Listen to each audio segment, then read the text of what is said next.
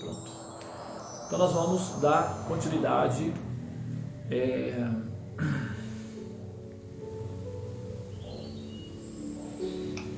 na descrição dos passatempos de Krishna.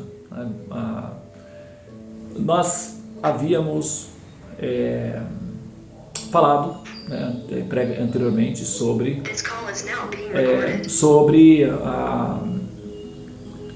o momento em que a Yashoda, então, é o momento em que Vasudeva troca os bebês, né? Recolhe a menininha,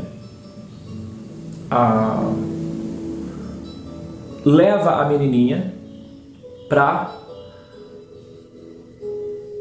a cidade Mathura, que é onde ele estava preso. Para aqueles que não acompanharam os capítulos anteriores, os episódios anteriores, nós estamos fazendo uma série, né, dos passatempos de Krishna. Alguns vídeos já estão disponíveis, né, no nosso canal, e se você quiser, né, pode acessar ali os outros vídeos anteriores, e nós estamos contando as histórias que são os passatempos de Krishna, para contextualizar. Nós estamos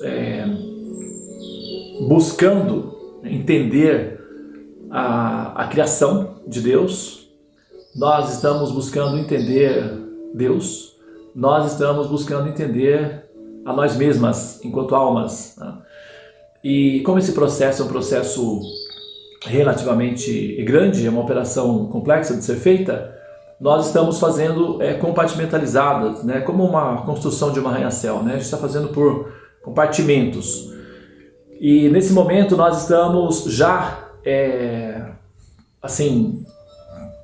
produzindo, não produzindo, mas reproduzindo as partes dessa configuração, dessa construção de compreensão do absoluto, que seria a parte decorativa, né, da construção. Então nós estamos escolhendo as obras de arte, as cores que vão fazer parte do acabamento final, etc. E isso nós estamos fazendo paralelamente enquanto nós estabelecemos a coerência da existência do princípio Deus, tá? Como Krishna ao menos nesse planeta, e isso do ponto de vista da análise externa, olhando de fora e comparando as diferentes possibilidades, Krishna é uma possibilidade muito completa para uma explicação sobre Deus, tá? Ou sobre suas atividades, ou sobre as possibilidades da sua expressão na sua forma pessoal, como nós podemos conceber enquanto almas, né? Então, a forma pessoal que Krishna, ou que a Suprema Personalidade de Deus assume e se estabelece como sendo uma realidade existente, a forma Krishna é a forma que os seguidores védicos, conhecidos como os Vaishnavas, que são adoradores de Vishnu, ou aqueles que amam a verdade absoluta, aqueles que amam Vishnu ou amam a Suprema Personalidade de Deus, tem como revelação para o seu aspecto pessoal mais íntimo na relação da alma com Deus. Ou seja, é quando essa pessoa, Deus, se manifesta pessoalmente para que as pessoas saibam quem ele é, ou como ele é, como é a sua natureza, como é o seu caráter, como é a sua personalidade, se ele é amável ou não, se existe realmente alguma ternura nesse princípio, ou seja, como nós poderíamos eventualmente, caso quiséssemos, nos relacionar com essa pessoa.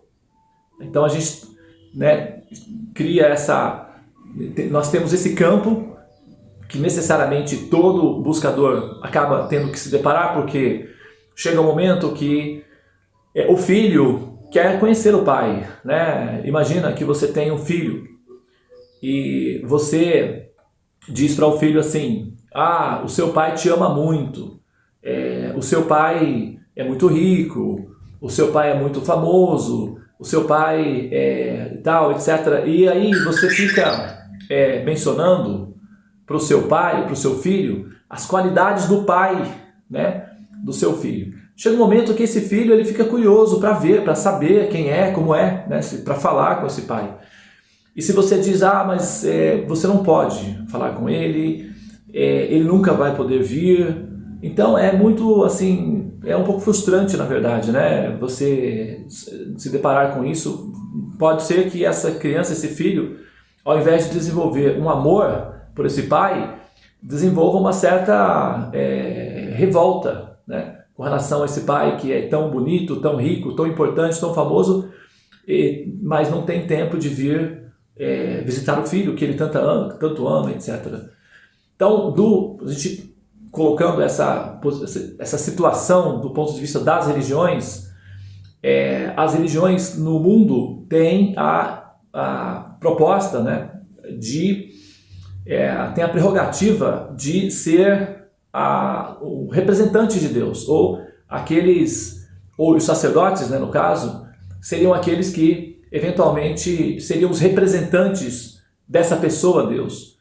E perante a humanidade, os teólogos e as revelações, as escrituras, os sacerdotes mencionam essa pessoa e descrevem as qualidades dessa pessoa, porém, não raras vezes esses representantes de Deus também afirmam que ninguém nunca viu Deus e ninguém nunca verá Deus. Então a humanidade, depois de alguns milênios, depois de alguns séculos ouvindo isso, chega a basicamente duas conclusões, né? Ou se trata de uma mitologia, ou então esse Deus realmente é uma pessoa que, sabe, tem alguma espécie de aversão a nós, a ponto de não querer aparecer.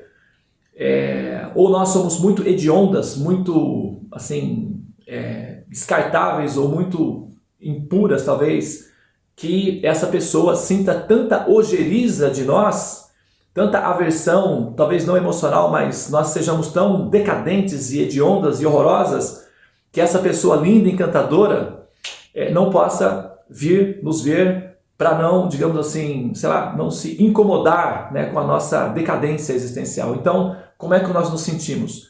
Talvez, mais ou menos, a titica do cavalo do bandido é a coisa mais, assim, isso é mais ou menos uma sensação de autoflagelo psicológico, uma espécie de auto-bullying, né, que nós fazemos conosco. E essa é a conclusão, uma das conclusões que a humanidade chega na sua relação com Deus. Que nós somos tão hediondas, decadentes e impuras e assim, rejeitáveis, que Deus, na sua dignidade, se sente no direito de não vir até nós para talvez não se incomodar com a nossa existência horrível. Então isso passa uma impressão de profunda depressão e acabamos que nós não conseguimos desenvolver amor por nós mesmos de forma autêntica, porque se essa pessoa suprema, que é infinita de encantamentos e de compaixão, não se predispõe a ficar diante de nós, para que nós possamos vê-la e assim nos purificar, então, das duas uma, ou essa pessoa é uma criação mitológica, ou nós somos as piores criaturas existentes na existência, e portanto nós nos sentimos decadentes em relação a nós mesmos, e não nos sentimos de fato queridas, né, ou amadas.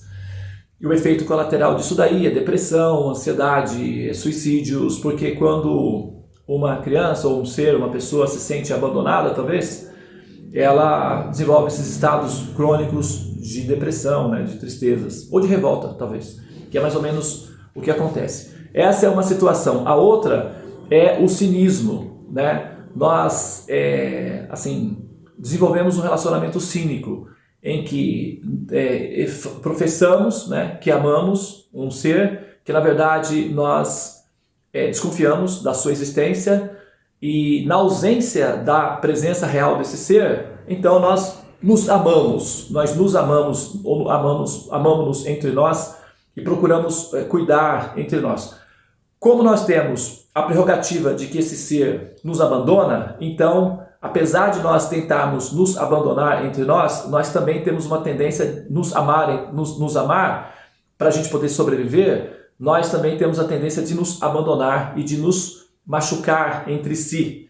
E isso é muito bem descrito, essa situação existencial dos grupos que buscam Deus, é muito bem descrita no ensaio do José Saramago, o ensaio sobre uma cegueira, né? O texto que ele escreveu, o livro que ele escreveu, né? A história que ele descreveu, o ensaio sobre uma cegueira.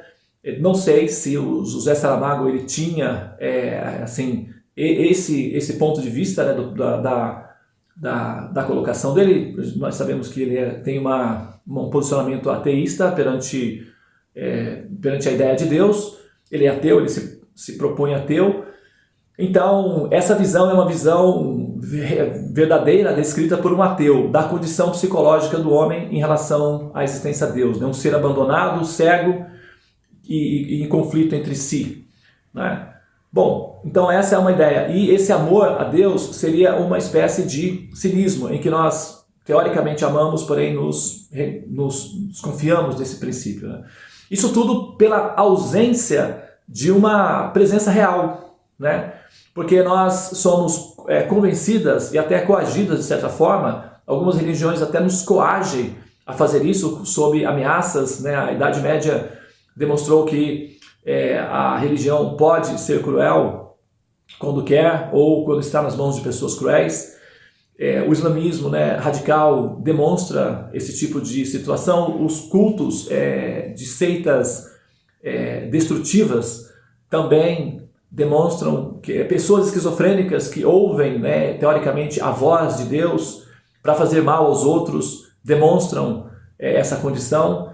Isso é que nós temos esse quadro de absoluta não presença. Então, os sistemas religiosos nos induz a falar ou a declarar o nosso amor a Deus, a nos coage, em alguns casos, a declarar o nosso amor a Deus e a ter certos comportamentos que seriam coerentes com esse amor a Deus, mas ao mesmo tempo os sistemas de religião e da teologia não está preparado para dar uma demonstração muito clara dessa pessoa.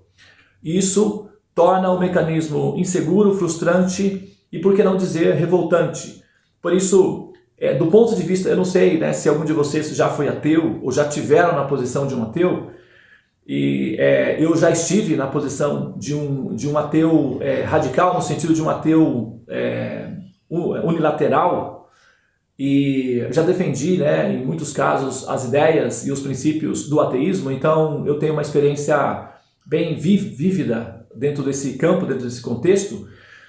E eu posso dizer para vocês o seguinte, que do ponto de vista de um ateu, existe uma dignidade psicológica, uma dignidade existencial de negar a existência de Deus. É digno, existe uma sensação de dignidade pessoal ao rejeitar a existência de Deus como ela é apresentada, né, no caso.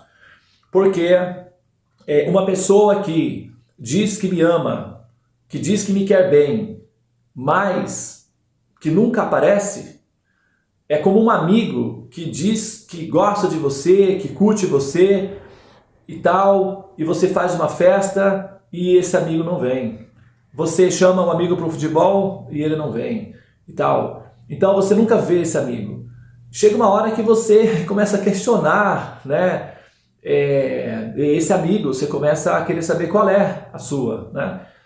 Então, o ateu, do ponto de vista do ateu, quando ele observa a história da religião, a história da raça humana em busca desse ser que seria o pai original, o criador, o pai, chega um momento em que a humanidade se vê numa situação de abandono, né? Numa situação de abandono.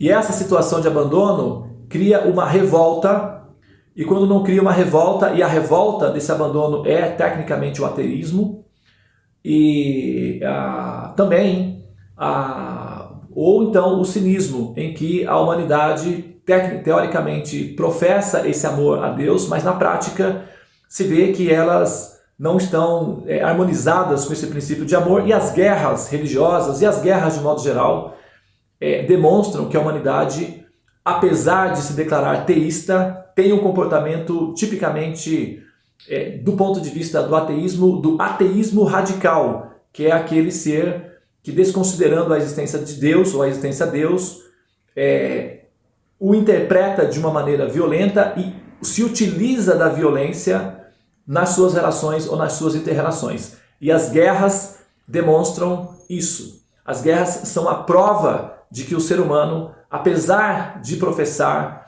apesar de cultuar o misticismo da ideia de Deus, tem um comportamento radicalmente ateísta. Então até um ateísta admite que a humanidade pode ser ainda mais ateísta do que o próprio ateísta, e não apenas ateísta, mas hipocritamente ateísta, porque o ateu, do ponto de vista dele, ele é honesto em admitir a sua revolta ou a sua desistência em relação à existência de Deus. Mas os teístas, teoricamente, apesar de afirmarem a devoção a esse princípio Deus, não abandonam para nada a violência e a crueldade.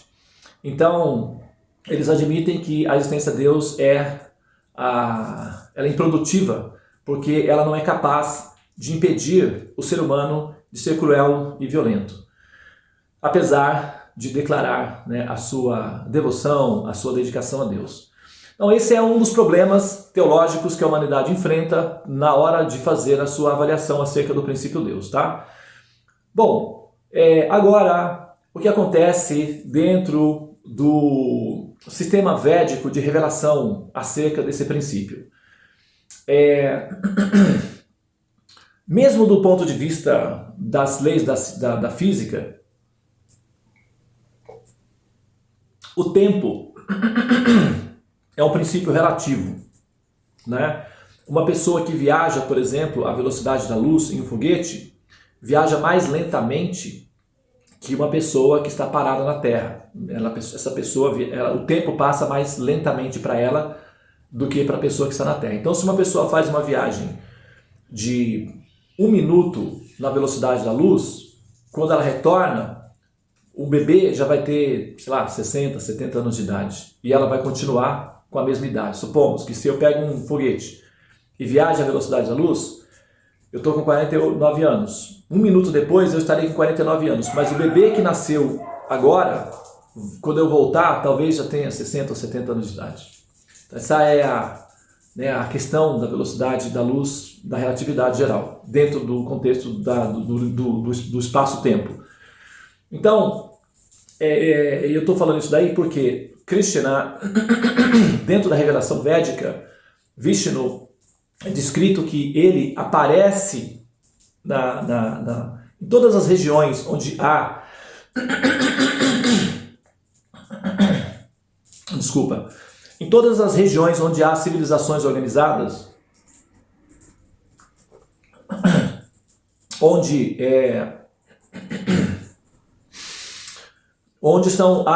são colônias em que as almas se tomam posse da sua consciência de própria existência, onde existem formas possíveis que permita que a alma tome posse da consciência da sua própria existência, né? Porque você pode ter ambientes em que tenha apenas micróbios ou, plantas, então você não tem um ambiente propício para que a alma tome consciência plena da sua existência. É preciso de ambientes em que o local produza formas qualificadas para que essas almas consigam, através desse mecanismo, tomar consciência da própria existência. Então é preciso de pelo menos planetas com formas humanas ou semelhantes às humanas, com processadores ou cérebros capazes de permitir essa operação. Então, qualquer lugar no universo onde há esse tipo de configuração de pessoas ou entidades vivas, a suprema personalidade de Deus aparece continuamente, tá? No nosso caso aqui do planeta Terra, as revelações védicas, elas demonstram que a cada milênio o Senhor Vishnu, ou a pessoa Deus, vem pessoalmente para fazer digamos assim, o que seria o equivalente da colheita das almas amadurecidas. E ele dá o seu darshan, Ele mostra a sua forma pessoal de diferentes maneiras, tá? Agora, mas Devananda, Krishna apareceu há 5.000 anos atrás, né? Então, o que acontece? Do ponto de vista técnico das leis da relatividade geral, 5.000 anos atrás é praticamente, em termos de tempo, é praticamente 5 minutos, né? Acabou de acontecer há 5 minutos. Outra coisa, os passatempos do Senhor Supremo, a potência do Senhor Supremo é absoluta, ok? É absoluta. Então, quando ele se retira pessoalmente do seu campo de atividade pessoal, os seus passatempos continuam ainda, e eles são reais. E as almas que desejam entrar no passatempo ou na lila, nas atividades do Senhor Supremo, ainda é possível entrar online no passatempo. Ele está acontecendo online, então ainda é possível entrar online no passatempo, na atividade do Senhor Supremo, e interagir com o Senhor Supremo dentro do campo criado por Ele. Então ele está presente, ele continua presente, os seus passatempos continuam acontecendo simultaneamente. É caleidoscópico, mas continua acontecendo simultaneamente. Só é preciso que o interessado em entrar na configuração do passatempo, da lila, chamado lila do Senhor Supremo, refine a frequência para entrar online no passatempo, na história, no evento que está acontecendo. Mas é possível, existem técnicas que mostram, que explicam como realizar essa operação e, claro, né, você também vai experimentar os efeitos dessa realização pessoal e, consequentemente, você também poderá descrever o sistema de como se faz para alcançar o direito de ser aceita enquanto alma dentro dos passatempos que estão acontecendo online. Isso é uma ciência, existe um método de como se fazer isso, e esse método deve ser observado, né? Afinal de contas, o Krishna, ou a Suprema Personalidade de Deus, não é um objeto barato e requer-se sinceridade, requer-se amor puro, verdadeiro, requer-se um coração predisposto ao amor a Deus. E é essa parte que é a parte mais difícil, porque nós somos almas condicionadas e o nosso coração está relativamente repleto de preconceitos em relação a Deus, incompreensão acerca dessa pessoa e sentimentos egoístas que são violentos, que é uma característica das almas condicionadas em processo de decantação, em processo de depuração, tá? Então, existem esses fatores aí, tá? O egoísmo da própria alma imatura, a interpretação distorcida acerca da pessoa Deus, que é a incompreensão, e ao mesmo tempo algumas declarações falsas que existem acerca dessa pessoa. Uma delas, por exemplo, é de que ele nunca apareceu na Terra, por exemplo. É uma declaração relativamente falsa. Por quê? Se eu digo, por exemplo, para você que não existe, vamos dizer aqui, deixa eu ver quem está aqui na sala, né? A Natália, vamos dizer, estou vendo aqui o nomezinho dela, a Natália. Se eu afirmo aqui para vocês, a Natália não existe, tá certo? Não há nenhum lugar na Terra que haja a Natália. Bom, eu teria que ter consciência absoluta de todos os pontos da Terra para afirmar que ali a Natália não está, certo? E ainda assim, por exemplo, se eu fosse, vamos dizer, lá na montanha lá do sul da Austrália, a Natália não está aqui, mas ela pode ter, no momento em que eu fui lá, ela pode ter ido para o Havaí. Então eu não teria que ter apenas a consciência de observar o local, mas eu teria que ter onisciência, ou seja, conhecer todos os locais ao mesmo tempo para afirmar que aqui a Natália não está. Agora vamos supor que nessa investigação, em algum local, esteja a Natália. Olha, a Natália está aqui, então já não posso mais dizer que a Natália não está presente na Terra, pelo menos em algum lugar ela está. Bom, então da mesma forma, quando um sistema teológico diz que Deus nunca se tornou visível para os seres humanos, ou que ele nunca esteve presente na Terra, essa afirmação é uma afirmação, de certa forma, pretensiosa. Por quê? Essa afirmação teria que ter condições de demonstrar que em nenhum momento presente na história da humanidade, essa pessoa, Deus, não apareceu pessoalmente. Ela teria que demonstrar e comprovar isso daí, tá certo? E não é bem assim que acontece. Por quê? No caso de Krishna, as descrições dentro do sistema védico, dentro dos Vedas, mostram suas atividades e as centenas de momentos em que ele apareceu pessoalmente no planeta. Ok? Agora, existe aí uma descrição de que a pessoa Deus apareceu sim no planeta e, ao mesmo tempo, realizou atividades correlacionadas com o comportamento dele. Muito bem, essa é uma afirmação também. Agora, a próxima etapa é checar se essas afirmações elas são coerentes, elas são válidas, elas são, de fato, ponderáveis ou, sabe, assim, aceitáveis ou não. Ok? Então, é nesse momento em que nós estamos dentro da nossa descrição dos passatempos de Krishna.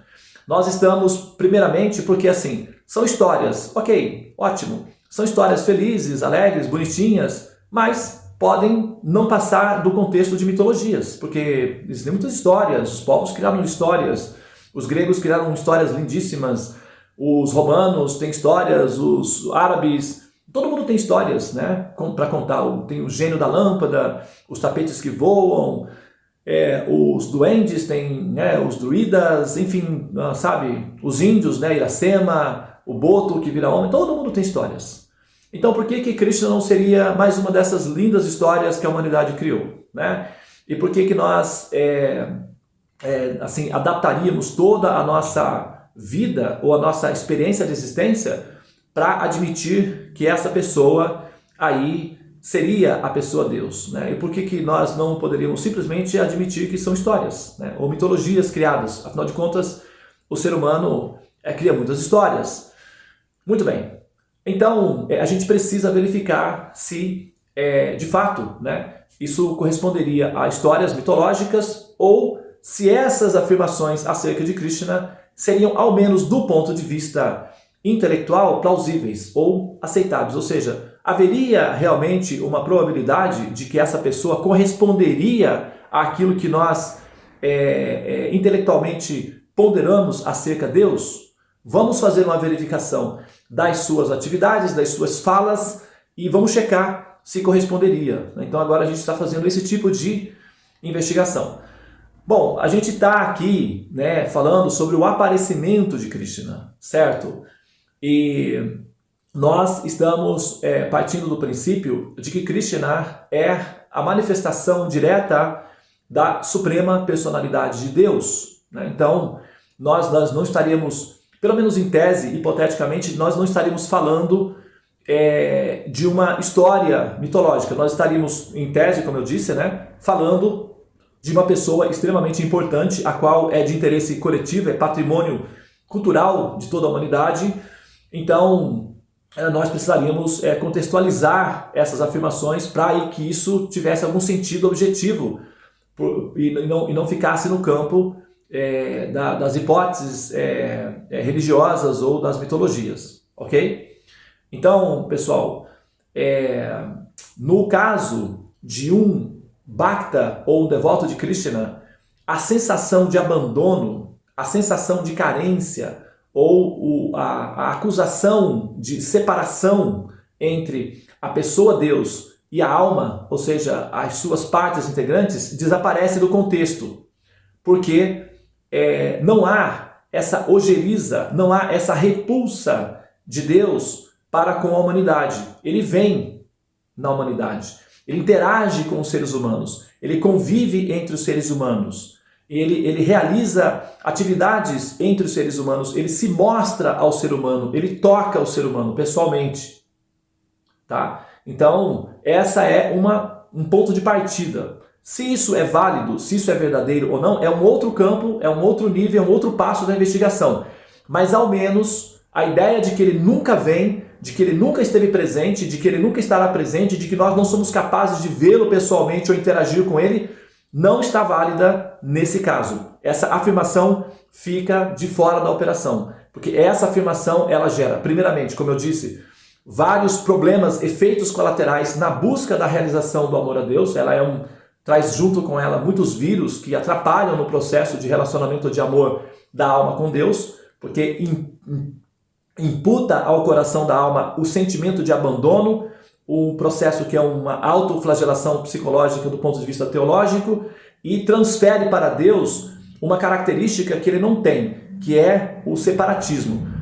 Para uma mãe, por exemplo, por mais que o bebê seja, vamos dizer, feio, ou seja doentinho, ou se o bebê está sujo de cocô, ou se o bebê está sujo de lama porque brincou, sabe?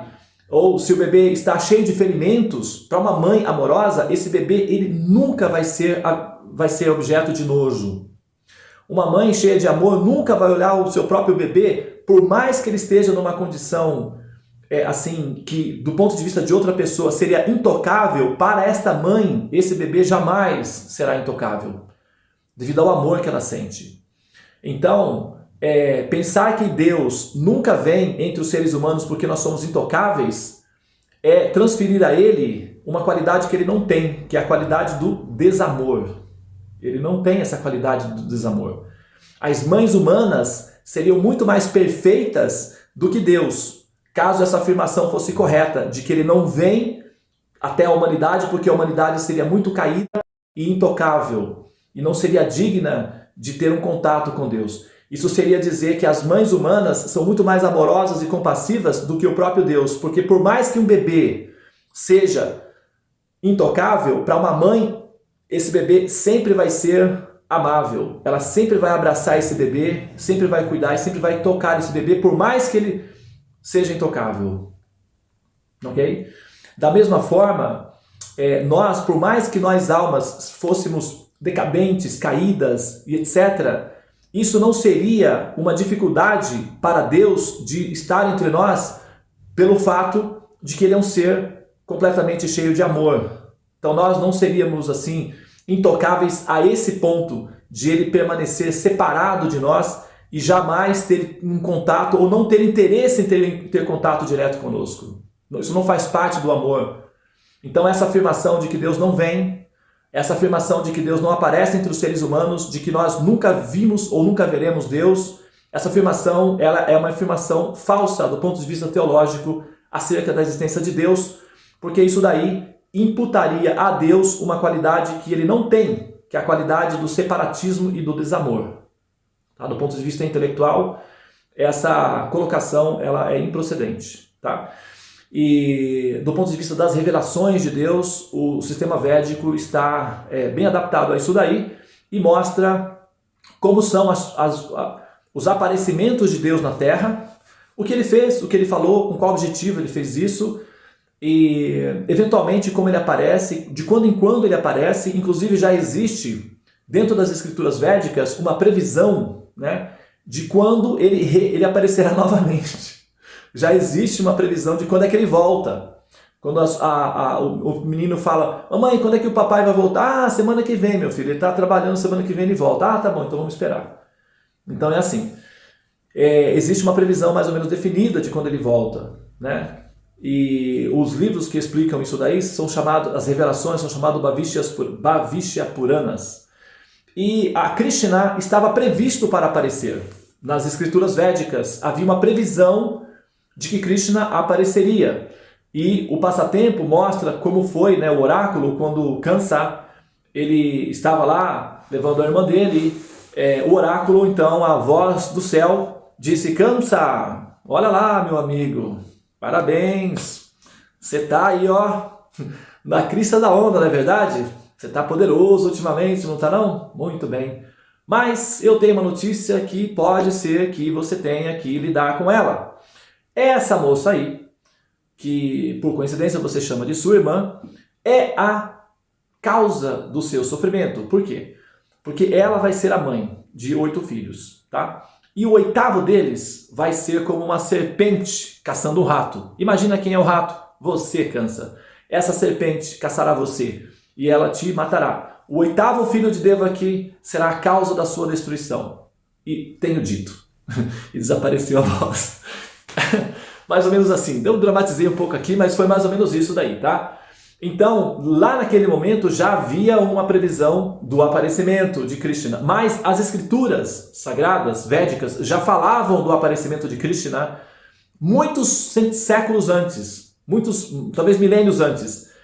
E quando aconteceu esse evento do aparecimento de Krishna, a Yashoda, que era a esposa de Nanda Maharaja, eu falei um pouco sobre ela da outra vez, né? Ela era estéril, não podia ter filhos, e Nanda Maharaja chamou o sábio e Bhrigu Muni, e esse sábio, eu até preciso confirmar o nome dele realmente, tá, gente? E agora me surgiu aqui uma desconfiançazinha de que eu estou mencionando o nome da pessoa, do sábio, errado. Mas não vai alterar o fato de ser um sábio, eu só vou verificar o nome depois, tá? Mas esse sábio, ele então analisou as questões da Yashoda e ficou muito satisfeito e deu uma bênção para ela de que ela poderia ter um filho. E ele então retirou-se e realmente a Yashoda depois ficou impregnada, né, com um bebê, e ela ficou grávida. A gravidez de uma mãe, por exemplo, uma mulher quando fica grávida num princípio divino, como é o caso de Maria, por exemplo, Yashoda ou Devaki, a pessoa, ela começa, primeiramente ela tem visões, ela tem encontros sobrenaturais. No caso de Maria, por exemplo, o anjo chegou, né? O anjo, um ser muito belo, muito gracioso, um jovem muito gracioso e encantador e suave e perfumado e com uma essência que acalmava Maria, que deixava ela em estado de elevação, de êxtase, como se tivesse num transe entorpecente. Ela então, naquele momento, ela se entregou completamente e abriu-se para receber, não é, todas as influências divinas, e fez a declaração dela, né? Está aqui a sua serva, estou à disposição, estou aguardando o que tiver que ser, estou à disposição.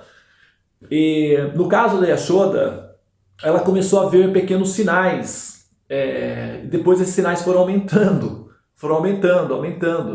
Então, ela via semideuses na casa, não é? Semideuses, deuses, como no caso anjos, né? Vamos colocar assim para facilitar o entendimento. Ela via anjos na casa.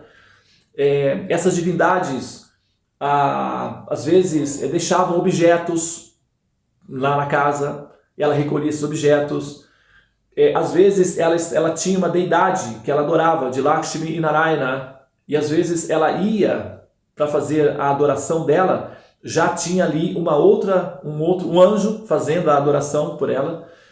Então ela começou a achar que estava enlouquecendo. Ela, a princípio, ela tentou comunicar, mas depois ela ficou com medo, porque, né, como que ela ia falar que ela tinha visto o semideus do sol, Brahma, o senhor Shiva tinha vindo na casa dela, tinha falado com ela. Certa vez o senhor Shiva foi pessoalmente na casa da mãe Yashoda e pediu a ela um pouco de arroz. Ela, trêmula, assustada, foi e colocou um pouco de arroz nas mãos do senhor Shiva. Ele então desapareceu do campo de visão dela. Então os semideuses vieram para adorar a mãe Yashoda, porque a mãe Yashoda se tornou o centro dos passatempos de Vishnu. Quando Vishnu realiza os passatempos, o local onde ele realiza os passatempos e o próprio Vishnu não são diferentes, são adoráveis na mesma proporção. Por isso que os santos nomes de Vishnu, os santos nomes de Krishna e o próprio Krishna não possuem diferença, são a mesma coisa. Então, adorar os santos nomes de Krishna, entoar os santos nomes de Krishna e abraçar Krishna tem a mesma conotação, é da mesma natureza, é igual, não tem diferença. No ponto de vista absoluto, não há diferença.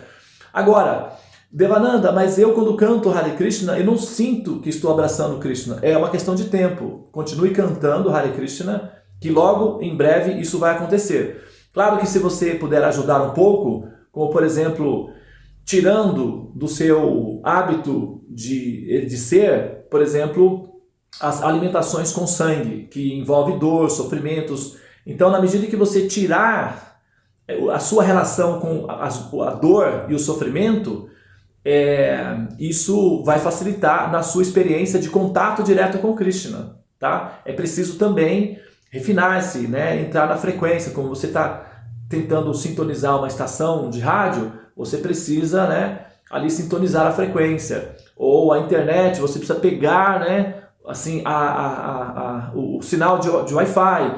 Então você precisa se adaptar um pouco também para entrar nessa frequência. Mas uma vez entrando nessa frequência, cantar os nomes de Krishna e estar com Krishna não tem diferença. Falar sobre Krishna e visualizar os passatempos de Krishna também não tem diferença. E na medida em que nós diminuímos essa distância entre Krishna e nós nos integramos a Krishna e passamos a ter um relacionamento de percepção de Krishna online, assim, simultaneamente. Isso é um processo, tá? E esse processo tem passo a passo e começa com sadhana. E ouvir sobre Krishna é uma parte muito importante do processo, porque é ouvindo sobre Krishna que o nosso interesse sobre Krishna aparece. A nossa curiosidade sobre Krishna aparece. Então essa curiosidade sobre Krishna e esse interesse sobre Krishna gradualmente vai alterando o seu estado, a sua composição química emocional em relação a Deus. Até porque a filosofia que explica Krishna, ela é muito coerente, ela é muito plausível, ela é muito racional no certo sentido. E ela elimina os vírus conceituais que são acusações falsas contra Deus. Então fica mais fácil você olhar para essa pessoa e sentir ternura, e sentir respeito no sentido carinhoso verdadeiro, no sentido de apreciação, e não assim desconfiança ou medo ou sei lá o quê, tá? Então a filosofia, ela tem uma função importante: contextualizar o ambiente para permitir uma possibilidade de amor verdadeiro, de um amor real. Então, dependendo do tipo de conceito acerca de Deus que você cultiva no seu coração, isso vai ser favorável ou desfavorável. E a filosofia védica, o compêndio do conhecimento védico, falando do ponto de vista de uma pessoa que pode ser um ateu, por exemplo, se eu quiser, eu posso assumir a posição de um ateu. Se eu quiser, não tem problema nenhum. Inclusive, eu posso defender teorias ateístas que seriam muito difíceis de serem derrubadas ou contraditas sem o conhecimento védico. Se eu tirar o conhecimento védico, posso assumir uma posição ateísta muito difícil de ser combatida. Se eu coloco o conhecimento védico, aí sim eu posso desarticular esse princípio ateu, tá? Então, o que eu quero dizer com isso é que a filosofia védica, pelo menos nesse planeta, do ponto de vista pessoal, eu estou falando pessoalmente, é o único compêndio de conhecimento que tem condições de derrotar o meu ateísmo pessoal. Fora esse compêndio de conhecimento, a minha condição é uma condição de um questionador radical acerca do modus operandi de Deus, não acerca do princípio da existência de Deus, mas do modus operandi de Deus, ou de como ele faz as coisas.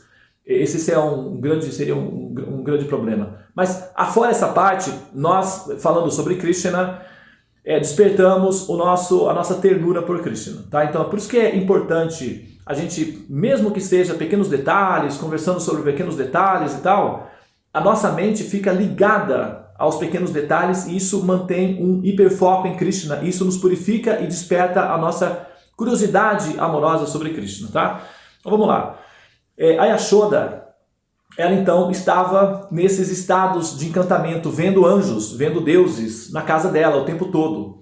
E ela então falava com Nanda Maharaja, que ela estava assustada, porque o senhor Shiva tinha vindo falar com ela, Brahma tinha vindo, e Brahma, veja bem, Brahma, ele é o arquiteto desse universo, tá? Ele é o criador das formas, ok? Ele seria o design gráfico do universo. Ele não é o criador do universo, ele é o designer. A criação universal é um programa prévio a Brahma. Ele pega a planta do universo, e mesmo que ele não tenha total conhecimento dessa planta, essa planta vai se desenvolvendo a partir de Brahma, como numa aranha, né? Dentro da aranha já existe a planta da teia da aranha, ou seja, o potencial de produzir uma teia. E essa aranha sai então criando uma teiazinha. E essa teia já está dentro da própria aranha, tá certo?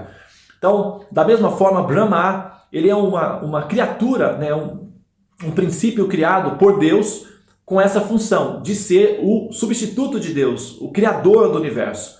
Esse Brahma, tá? Ele não é Deus, mas ele tem a função de criador, como se fosse Deus. É uma coisa bem, assim, bem próxima, porém ainda não é Deus. Ele é uma entidade viva como nós, mas com superpoderes de criador. Então ele vai fazendo o desenho gráfico do universo, criando as formas, e essas formas são assumidas pelas entidades vivas, que somos nós. Tá? Então ele é o criador das formas. E esse Brahma, que é um ser muito, muito poderoso, certa ocasião veio até a pessoa de Mãe Yashoda e prostrou-se perante ela. É claro que ele se adapta, né? Ele assume uma forma adaptável a ela, mas a sua forma original. E prostrando-se diante dela, tocou com o elmo, que é a coroa dele, nos pés da Mãe Yashoda. E ela, como ela estava catatônica, paralisada, assustada, com aquela presença divina, ela não sabia como reagir, e ela era só ela tinha crescido numa vila que é cheio de currais, né, de vacas, e a experiência dela era uma experiência simples de existência, e de repente você tem aí um semideus na sua frente, então ela fica em estado de choque. E esse semideus prostra-se perante ela, oferece orações, e depois toca com o elmo nos pés dela. Ela fica em estado de choque emocional e desmaia, naturalmente, que é o que uma mulher faria numa condição assim, mais ou menos numa situação dessa, devido ao êxtase também. E sempre que ela desmaia, quando ela acorda, ela pensa que aquilo é sonho, que aquilo foi sonho, e que devido a presença dos sábios e dos eventos que aconteceram ali, ela então estava como que enlouquecendo, tal.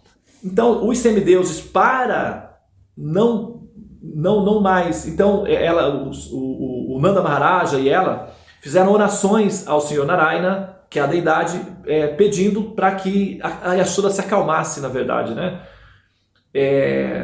Fez pujas e tudo, e os semideuses então foram orientados a não irem mais visitar a Yashoda, ou não se mostrarem perante ela, porque isso a estava assustando.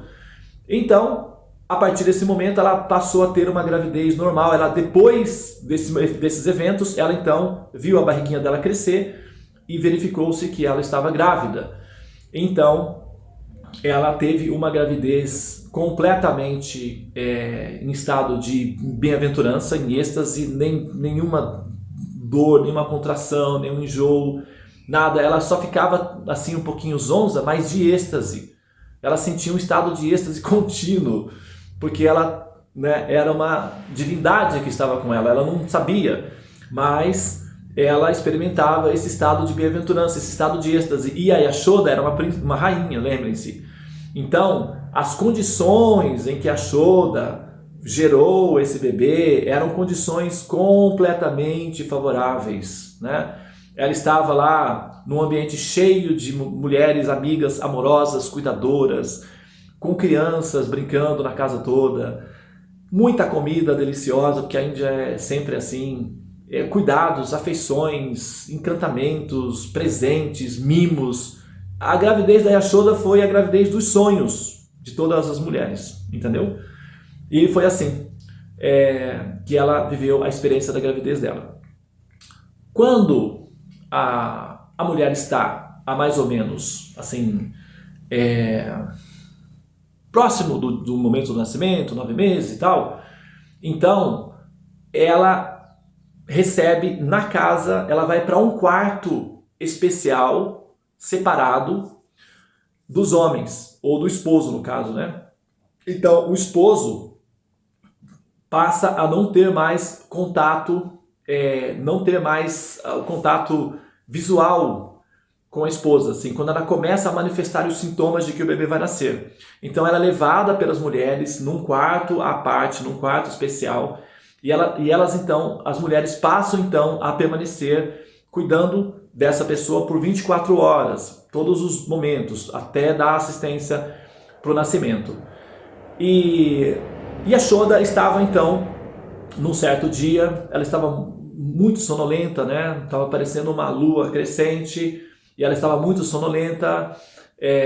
Ofereceram para ela um chazinho, um leitinho quente com, né, um tumeriquezinho, que é ayurvédico, e colocou a Yashoda para dormir, e a Yashoda começou a sonhar. A Yashoda começou a sonhar com um menininho que vinha, pegava, puxava a saia dela, puxava a bochecha dela, puxava a orelha dela, dava beijinhos nela, e ela adormeceu sonhando com esse menininho.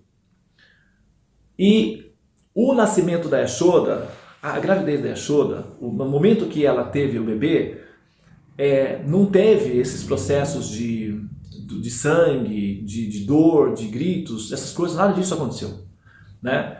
Os nascimentos de divindades não envolvem dores, não envolvem sofrimentos. Por exemplo, o nascimento de Jesus, por exemplo, as descrições de como que o menino nasceu, não tem declarações de que você vê, eles atravessaram um deserto, né? Ela grávida num burrinho, atravessaram um deserto. E você vê que, assim, tudo bem que não fala os detalhes, mas eles estavam sozinhos no curral, a menina era uma criança, basicamente, a Maria era uma criança, e a criança nasce, e está tudo bem, não tem complicação nenhuma, porque uma divindade, ao nascer, ela não causa sofrimentos, né, à sua mãe.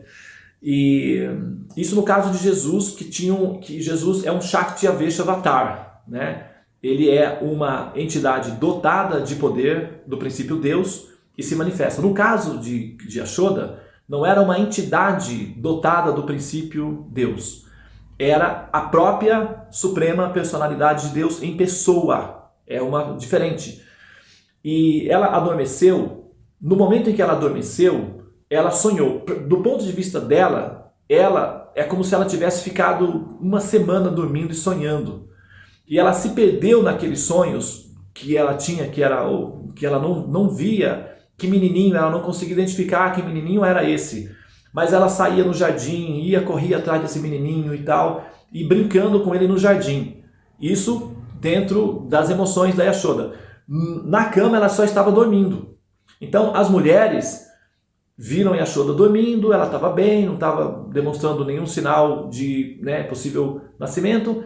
Se recolheram para os quartos delas, né, para dormir, e elas ficavam próximas, né, em quartos adjacentes, porque qualquer movimento elas iriam, mas não aconteceu absolutamente nada, não foi nenhum movimento, nenhum barulho, absolutamente nada, e pela manhã, quando as mulheres chegaram para ver a Yashoda, tinha uma menininha do lado dela, toda arrumadinha, toda perfumadinha, toda decoradinha, deitadinha do lado da Yashoda, e a Yashoda já recuperadinha, né, com nenhum sinal de gravidez, de nascimento, nada, absolutamente nada.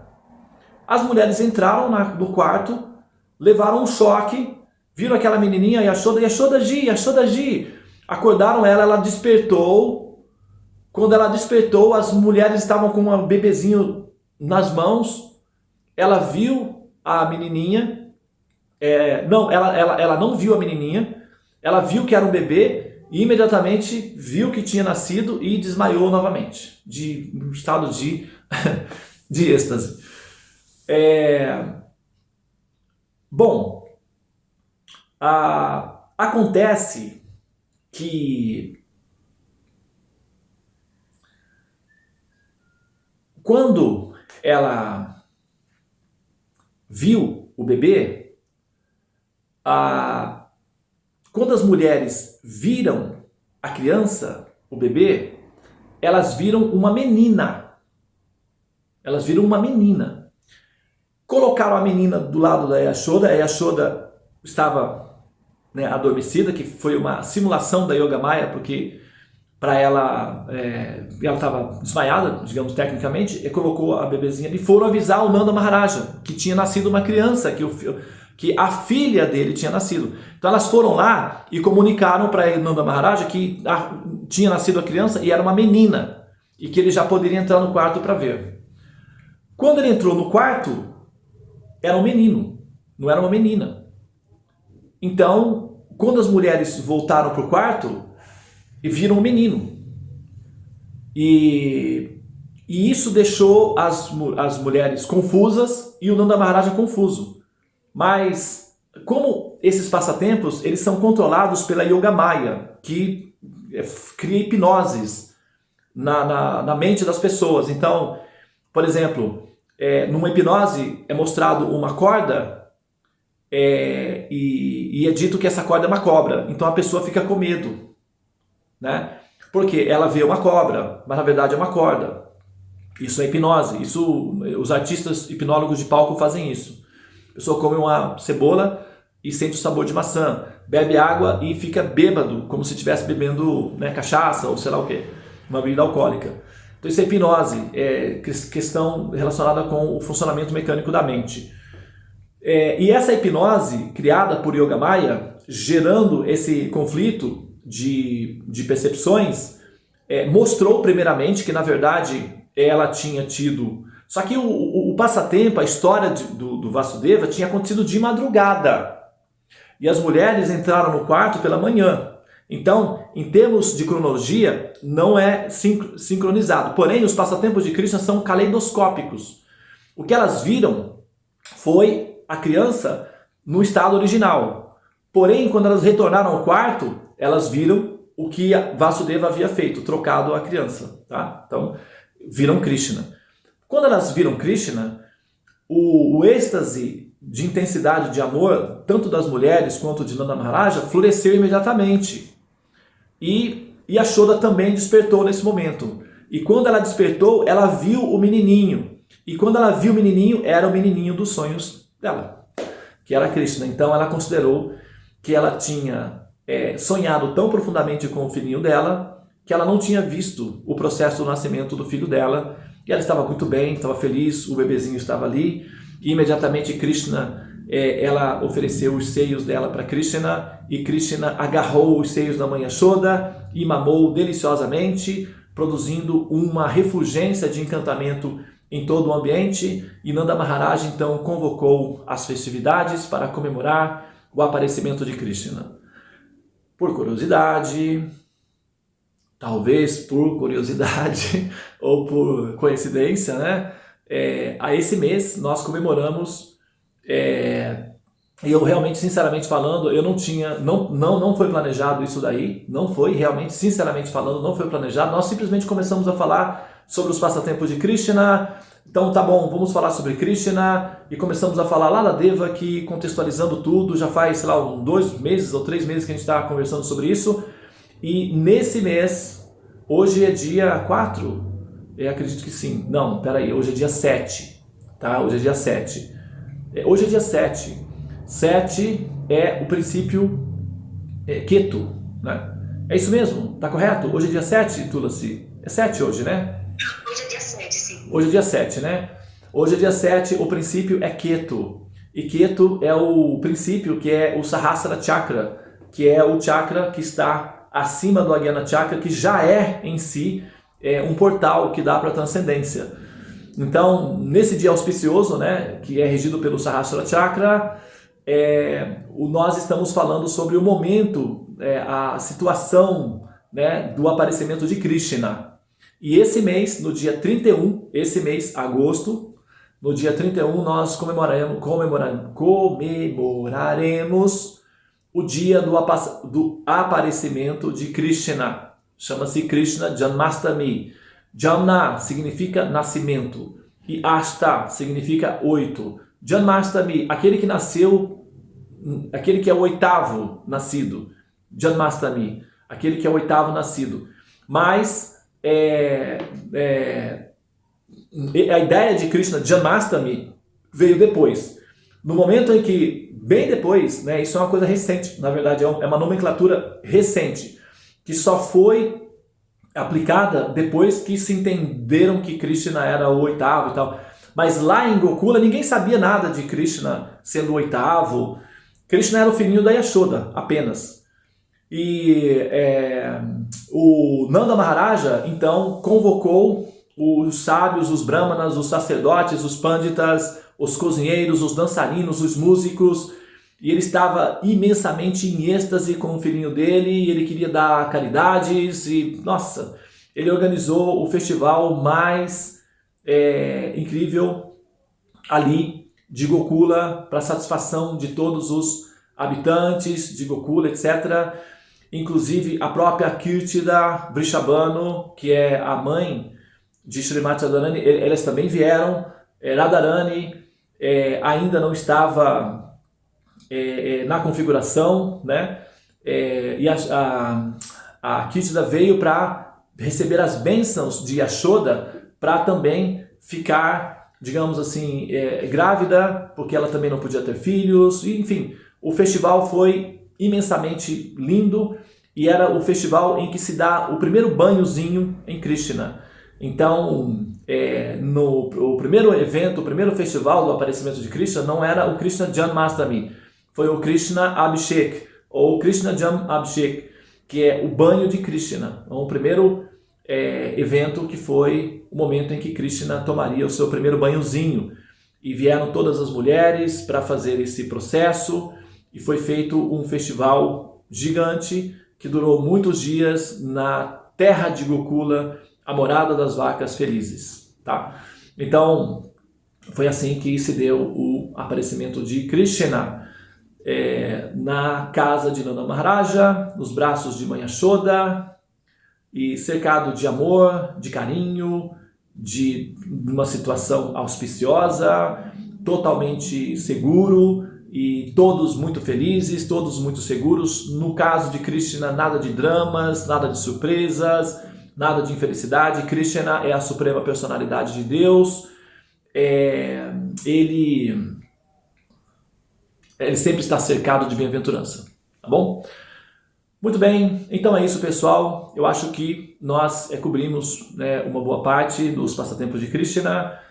E agora nós vamos no próximo momento, no próximo encontro, nós vamos falar sobre lá, vamos dar uma pausa, porque a gente são duas, né, situações paralelas. Gokula, que é onde Krishna vai crescer, e Mathura, onde está Devaki. Quando o Vasudeva chega de volta,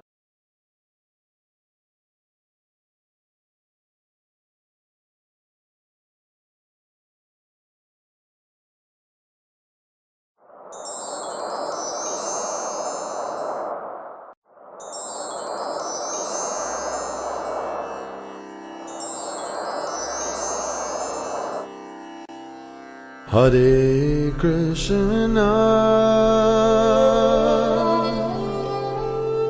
Hare Krishna, Krishna Krishna,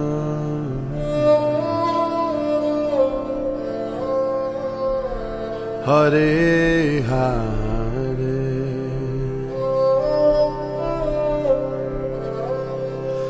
Hare Rama,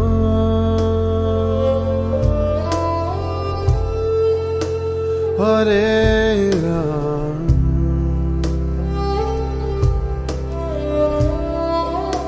Rama Rama,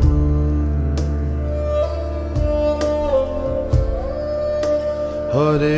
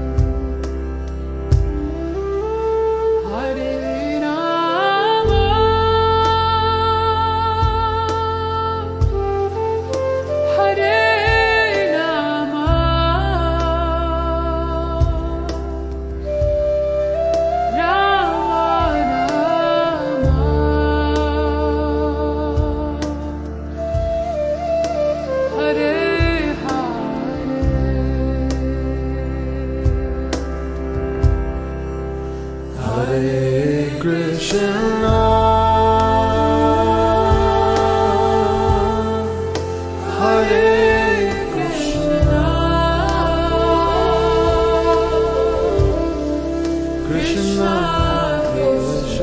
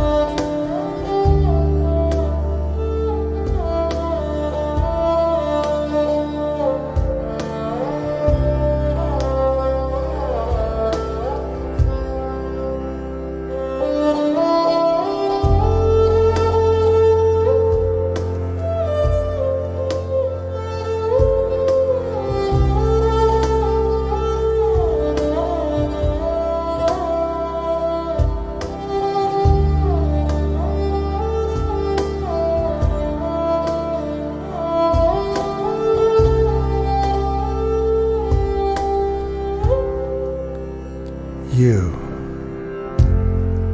could become a great horseman and help free yourself and this world,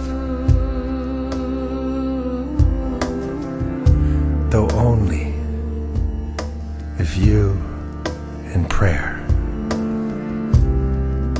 become sweet lovers.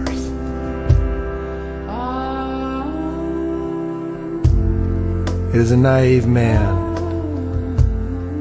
who does not think we are engaged in a fierce battle.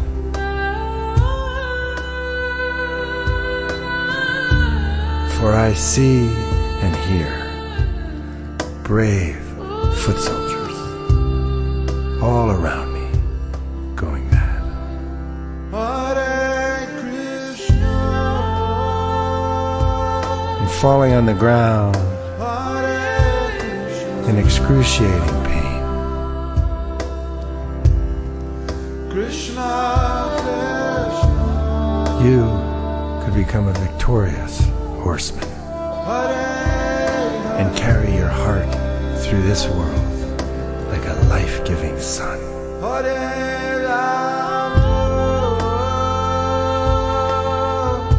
Though only if you and the Great Spirit become sweet lovers.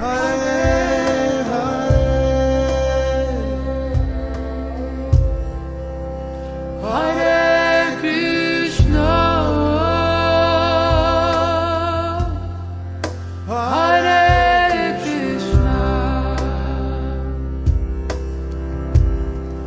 Krishna Krishna,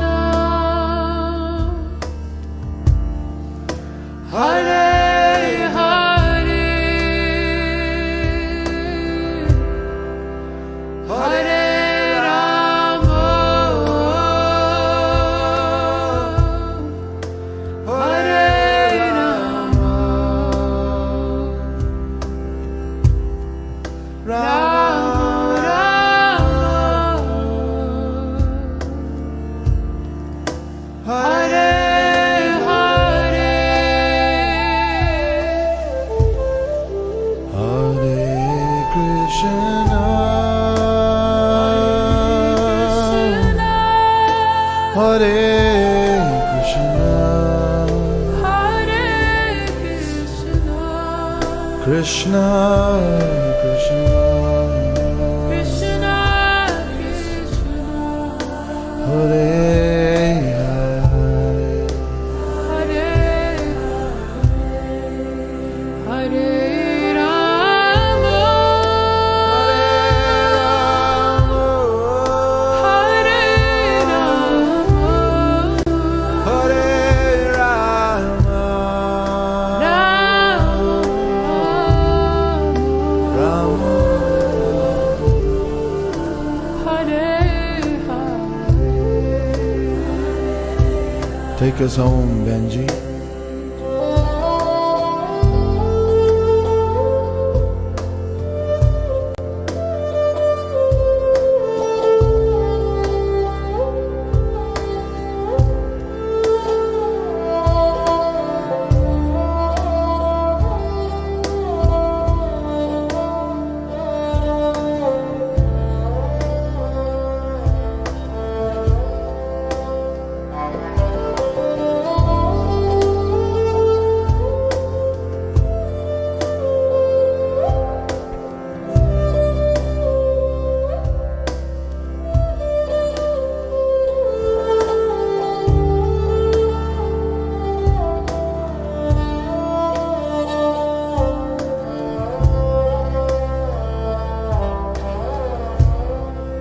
Hare Krishna,